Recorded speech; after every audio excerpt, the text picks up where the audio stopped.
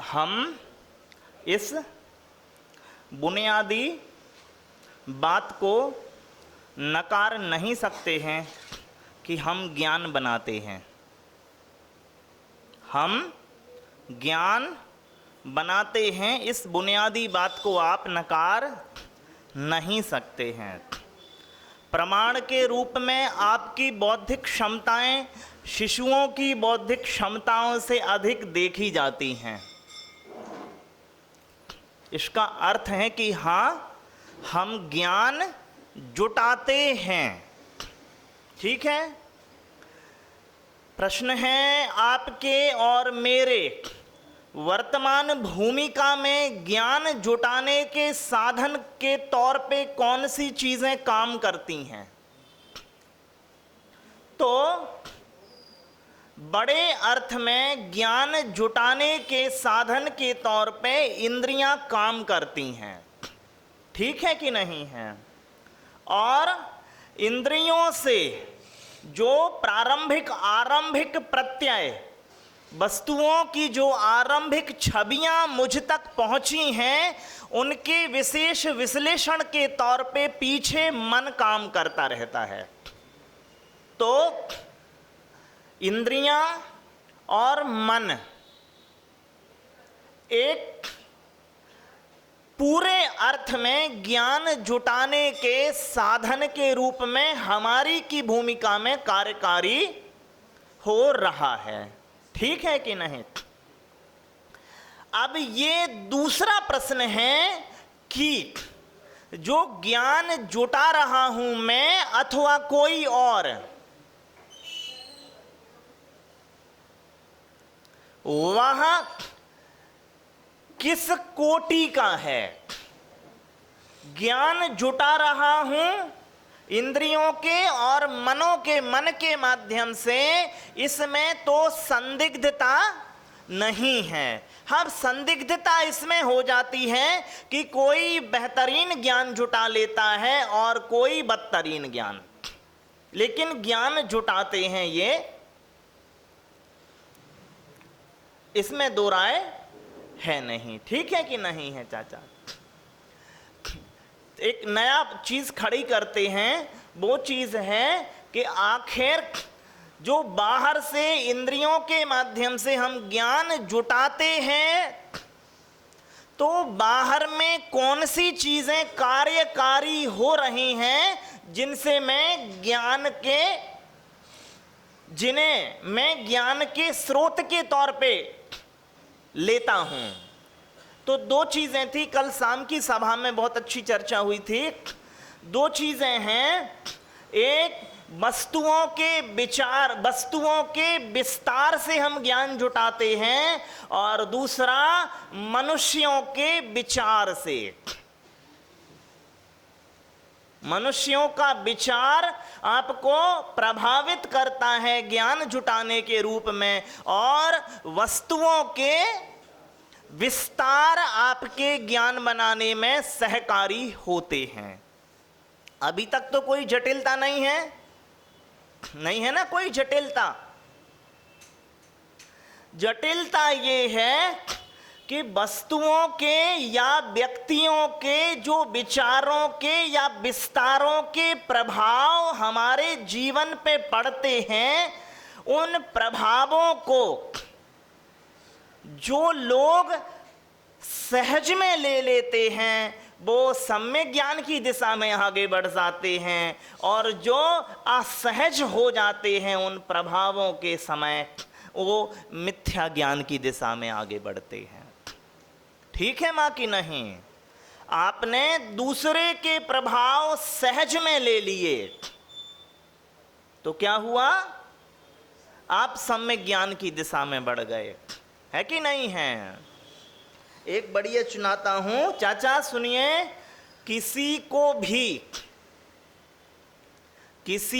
भी रुलाने का तरीका मैं बताता हूं। किसी शायर ने कहा था, हमने नहीं, महाराज साहब। किसी को भी रुलाने का तरीका मैं बताता हूं, हंसाओ इस कदर उसको कि उसके आंख में पानी निकल आए। क्या है मां? किसी को भी रुलाने का तरीका मैं बताता हूं, हंसाओ इस कदर उसको कि उसकी आंख में पानी निकल आए। अब ये बाह्य प्रभाव जो मन और इंद्रियों के माध्यम से मेरी चेतना तक पहुंच रहे हैं, उनको जब मैं सहज ढंग से ले लेता हूं कि ये नैसर्गिक प्रभाव हैं, तो मेरा ज्ञान सम्यक की दिशा में बढ़ जाता है। और जब हम उन्हें नैसर्गिक नहीं लेते, हमें उन्हें प्राकृतिक चयन ना मान करके एक आकस्मिक घटना मान लेते हैं या प्रायोजित कृत्य मान लेते हैं, तो हम मिथ्या ज्ञान की दिशा में आगे बढ़ते हैं। और सबके लिए अनुभूत हैं ये सारे विषय, हैं कि नहीं हैं? बिग कह रहे, एक और किसी शायर ने लिखा, हम तो दुश्मन को भी पाकीजा सजा देते हैं पवित्र। हम तो दुश्मन को भी पाकीजा सजा देते हैं, हाथ उठाते नहीं, नजरों से गिरा देते हैं। डॉक्टर चाचा, दूसरे जब आप पर चाहे वस्तुएं हों या व्यक्ति विचार के माध्यम से आप पर दबाव बनाते हैं, आप कब आंदोलित हो जाते हो? आप कब उबल जाते हो? आप आंदोलित या उबल तभी जाते हो जब आप परिस्थितियों का या विचारों का, व्यक्तियों के विचारों का दबाव नहीं झेल पाते।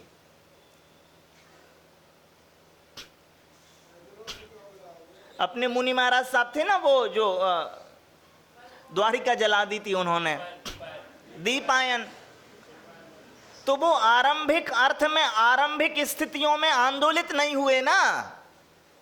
आप भी आरंभिक चरणों में आंदोलित हो जाती हो क्या?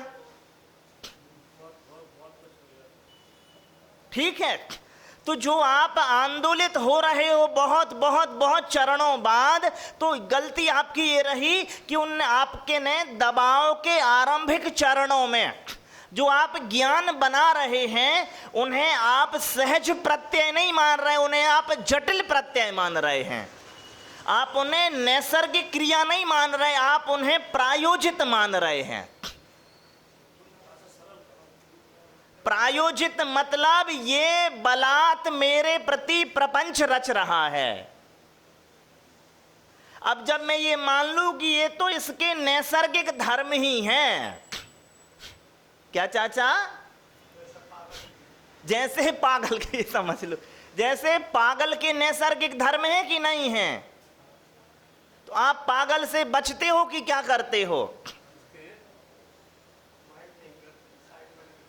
1945-50 के आसपास में आज जितनी हमारी तनाव की स्थितियां हैं, इतनी तनाव की स्थितियों में तो अमेरिका में लोगों को पागल खाने में भर्ती करते थे,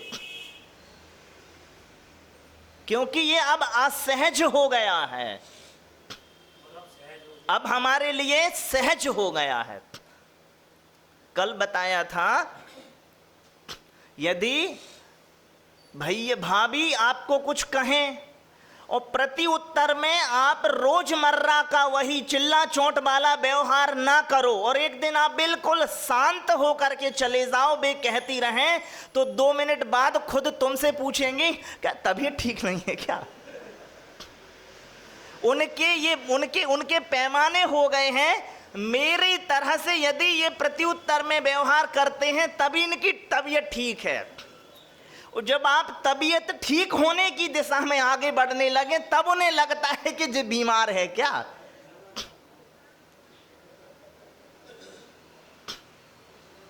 समझ रहे ना?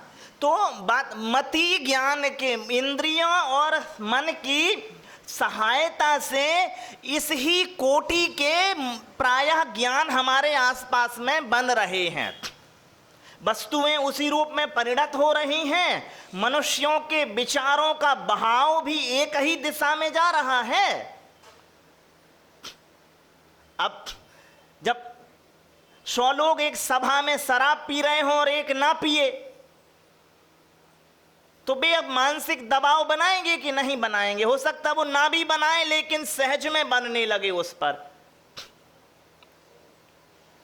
अब वो जो सहज है, नैसर्गिक जो है, उसको यदि वो बिल्कुल सामान्य व्यवस्था के रूप में ले लेगा तो वो सम्यक ज्ञान के तौर पे चला जाएगा कि ये तो सामान्य दबाव बनेगा ही बनेगा। नदी के बहाव के विपरीत जो चलेगा उस पे तो सामान्य दबाव आएंगे कि नहीं आएंगे? अतिरिक्त सामान्य दबाव आएंगे।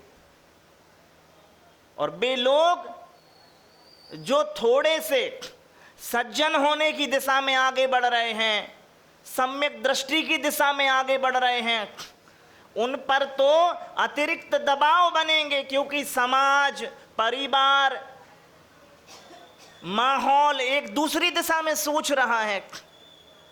आपकी चुनौतियां और लड़ाई तो दूसरों से दुगनी हो जाएंगी कि नहीं हो जाएंगी?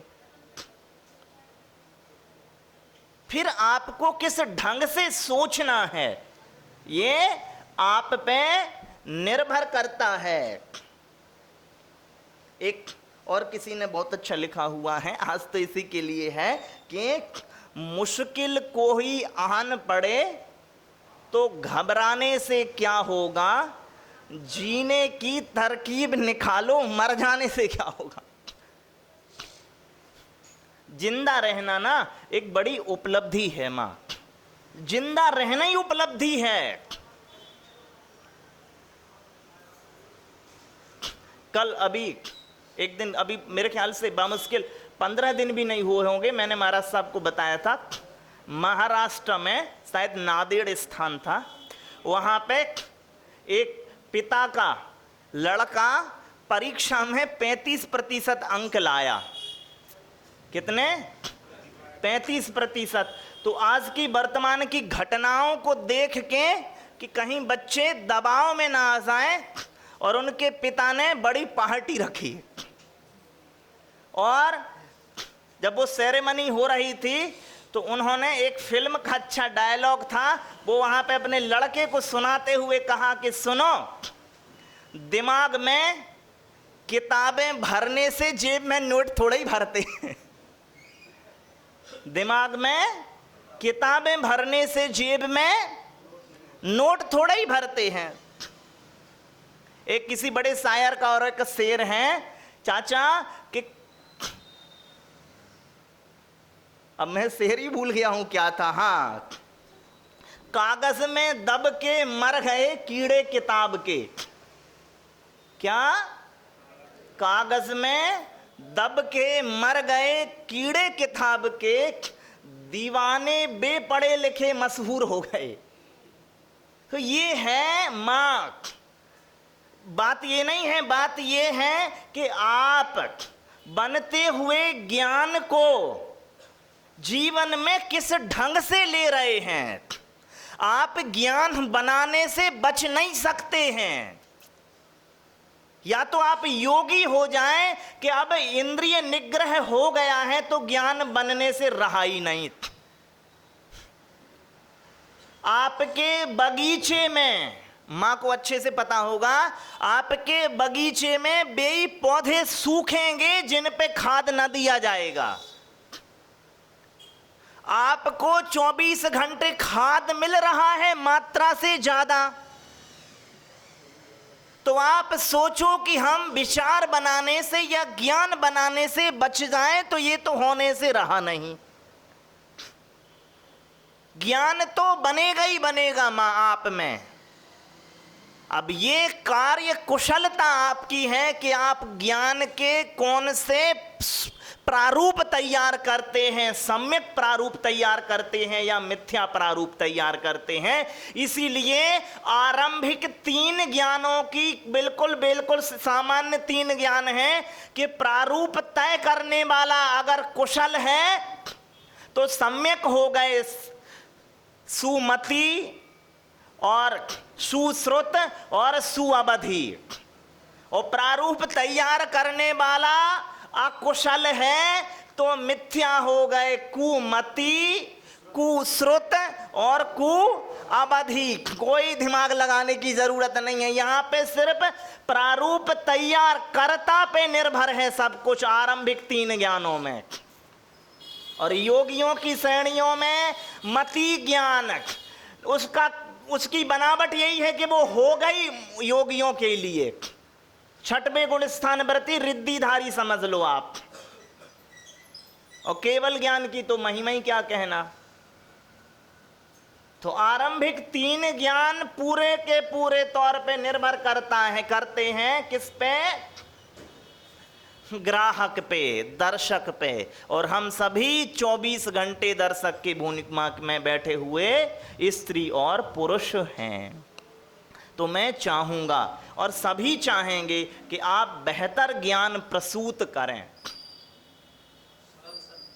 अरे आपने जो पैदा किया है, आप चाहते थे कि अच्छे लड़के पैदा हों कि बुरे लड़के पैदा हों? अच्छे लड़के पैदा हों। तो हम चाहेंगे कि हमसे ज्ञान अच्छा पैदा हो।